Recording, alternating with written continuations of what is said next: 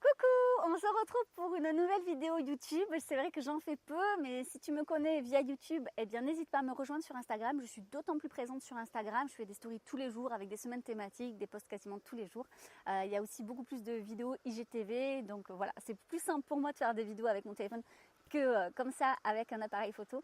Donc voilà, n'hésite pas à me rejoindre sur Instagram, @ellegraine. Alors aujourd'hui, je fais cette vidéo pour conclure justement ma thématique sur les émotions que j'ai fait donc sur Instagram, la sensibilisation à accepter ses émotions et non pas à les gérer. Je vais reprendre ça donc dans cette vidéo, essayer de faire une conclusion générale. J'ai expliqué toute cette semaine qu'on entend énormément le terme gérer ses émotions. Tu le vois beaucoup en développement personnel, sur les livres. Voilà, si tu vas dans les librairies, tu vois beaucoup comment gérer ses émotions. Alors, c'est un tic de langage. Donc, voilà, ça ne veut pas dire que le livre est mauvais, bien sûr. Mais c'est un tic de langage bien français, et non pas lié à la France, mais lié à la langue française.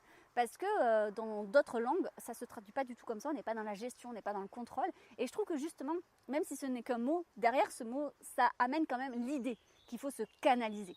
Et d'ailleurs, souvent, moi je le vois beaucoup en médiation ou voilà, quand je coach les personnes, on me dit mais voilà, j'aimerais vraiment canaliser mes émotions, apprendre à les gérer parce que je me sens totalement démunie, surpassée, dépassée par mes émotions. Et en fait là, on est dans un cercle vicieux. Dans le cercle vicieux de penser que c'est justement en gérant que ça va aller mieux. Il faut imaginer comme une marmite.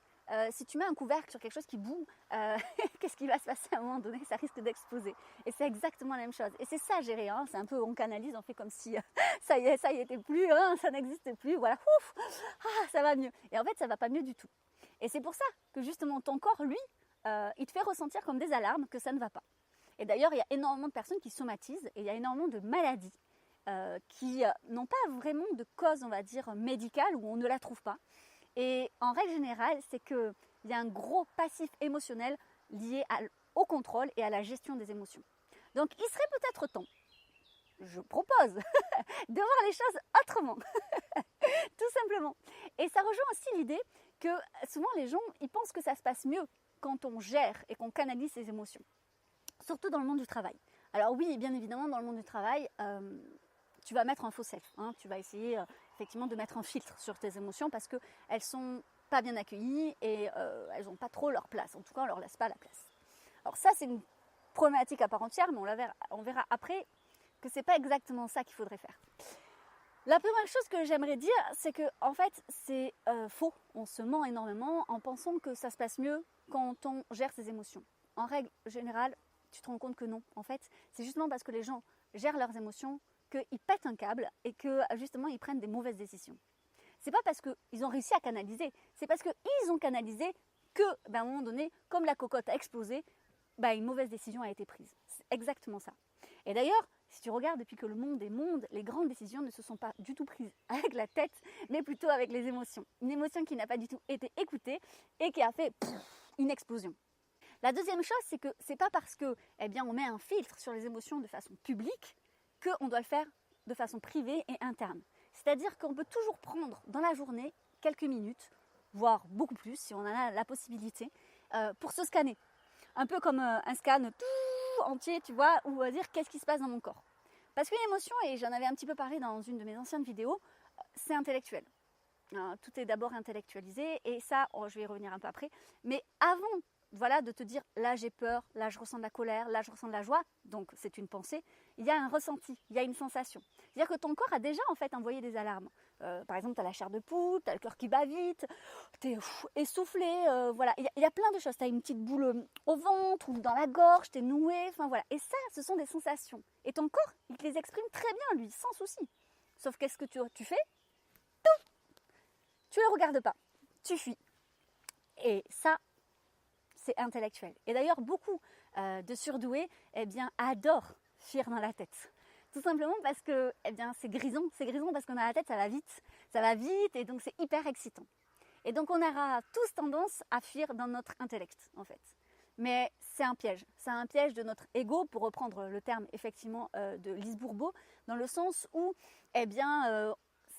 on va nourrir une faille narcissique, dans le sens où, voilà, oui, là je comprends, j'analyse, et puis je vais essayer de chercher le pourquoi du comment, ce qui est très intéressant, je dis pas, moi aussi j'adore ça, mais là c'est comme si tu donnais finalement une friandise à ton chien, tu sais quand on donne vraiment quelque chose que le chien il attend, tu le vois même baver, je sais pas si t'as un chien, mais moi ma chienne elle est exactement comme ça, elle bave avant, elle se dit, oh là là là là là, et puis voilà, dès que tu lui donnes sa friandise, oh, elle se met dans tous ses états, mais c'est exactement pareil pour ton cerveau, dès que tu lui donnes quelque chose à analyser, ah, il est fan, c'est juste incroyable, mais du coup, tu fuis dans la tête et tu n'es plus dans ton corps. Et une émotion, comme je te disais, avant d'être intellectuelle, c'est un ressenti corporel. Et c'est pas pour rien d'ailleurs que tu trouveras partout qu'on a un premier cerveau, même celui-ci, c'est les intestins. On a beaucoup de neurones dans les intestins. Et ça, c'est très important de te reconnecter justement à ton corps. Et c'est justement grâce à ça, avec cette hyper connexion à tes ressentis, en légitimant, pas en essayant de comprendre, juste peut-être en observant sans jugement. Quand je dis sans jugement, ça veut dire sans jugement positif, sans jugement négatif. Un jugement, ça peut être les deux. Donc c'est vraiment te dire, bon alors, qu'est-ce que je ressens là, maintenant, comme ça, et maintenant, qu'est-ce que j'en fais? Souvent on me dit, rien. Je t'assure, c'est rien. Absolument rien. Et c'est ça qui est hyper compliqué parce qu'on a envie d'en faire quelque chose, on se dit, ben alors, j'en fais quoi? Parce qu'on a pris cette habitude d'avoir un cheminement intellectuel. Mais un ressenti, ça ne fonctionne pas du tout pareil. Il n'a pas besoin qu'on l'analyse, il n'a pas besoin qu'on lui trouve une explication. Il a besoin qu'on le légitime. Et pour le légitimer pleinement, il faut en fait lui donner le droit d'existence. Je ne sais pas si tu as fait partie de ces mamans qui ont accouché d'un point de vue physiologique ou en tout cas qui ont connu l'expérience extraordinaire de la contraction. Alors après, si tu fais partie des mamans qui ne souffrent pas, eh bien, je pense que ça ne te parlera pas. Mais si tu fais partie comme moi des mamans qui ont ressenti vraiment l'accouchement pleinement avec toutes les contractions et notamment les contractions de faim qui sont vraiment très très denses, eh bien une chose que tu as apprise, c'est que plus tu vas essayer de contrôler cette contraction, plus tu vas essayer de lui trouver une excuse ou une compréhension cérébrale, et plus ça va faire mal. Et la douleur va se transformer en souffrance. Je rappelle que la douleur est physique, la souffrance est intellectuelle, en tout cas psychique. Eh bien, c'est exactement pareil. Et plus sinon tu vas finalement accepter cette contraction comme une vague qui prend tout ton corps. Et je sais de quoi je parle, parce que moi les contractions, je les ai eues dans le ventre, dans le dos, dans les cuisses, partout. C'était vraiment douloureux. Mais plus je l'accepte, voilà, au niveau de mon ressenti corporel, et plus en fait elle passe. Et moi je souffre. Et bien c'est exactement pareil avec les émotions. Et donc, une émotion comme un ressenti, d'abord on laisse le ressenti nous envahir. Comme par exemple si tu avais une boule, tu sens la boule, on va dire par exemple, tu as un nœud au niveau de la gorge, tu le sens. Tu peux lui donner une texture, une consistance, une couleur. Tu peux lui donner même un nom si tu veux. Voilà. Mais voilà, cette petite boule, elle est là. Ce petit nœud, il est là. C'est juste ça qu'il faut faire. Et normalement, si tu arrives pleinement à lui donner une pleine existence, il s'en va. C'est pas plus compliqué que ça. Mais en règle générale, eh bien, quand on n'a pas l'habitude de cet exercice, on a tendance toujours, à un moment donné, à fuir là-dedans, à se dire oh, qu'est-ce qui m'arrive, je comprends pas, mais en fait c'est ça qui m'a agacé, oh là là, encore j'en ai marre.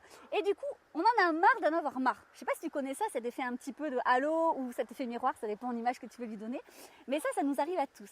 Et là où j'aimerais terminer cette vidéo, c'est de te dire que la première chose à faire, c'est justement d'accueillir le ras-le-bol de ton ras-le-bol. Et c'est là où c'est compliqué d'accueillir pleinement une émotion parce qu'on n'en a pas envie, on estime qu'on n'a pas le temps pour ça et que finalement ça nous embête. Sauf que, comme je te l'ai dit en début de cette vidéo, tu n'es pas qu'un cerveau, tu n'es pas qu'un intellect et tu as aussi un corps. Et que c'est justement parce que tu vas être bien avec les deux et que les deux vont bien s'entendre que tu iras bien. Et tu verras que tes petits bobos du quotidien, eh bien, ils vont partir bien plus vite que ce que tu croyais et que c'est absolument pas du temps perdu, c'est justement du temps de gagné. Du temps de gagné pour aller bien, du temps de gagné pour aller mieux, du temps de gagné à apporter aux autres également, bref, à toi et au monde. Je finirai donc par te dire que si cette vidéo te plaît, n'hésite pas à la liker, à t'abonner à la chaîne, à la partager. Et j'ai fait tout un article sur mon site Elle et Graine pour reprendre tous mes posts d'Instagram. Et sur ce, écoute, je te souhaite une très très jolie journée. Et si tu as besoin de coaching, tu sais où me trouver. Tu as tous les liens en bio. Bisous!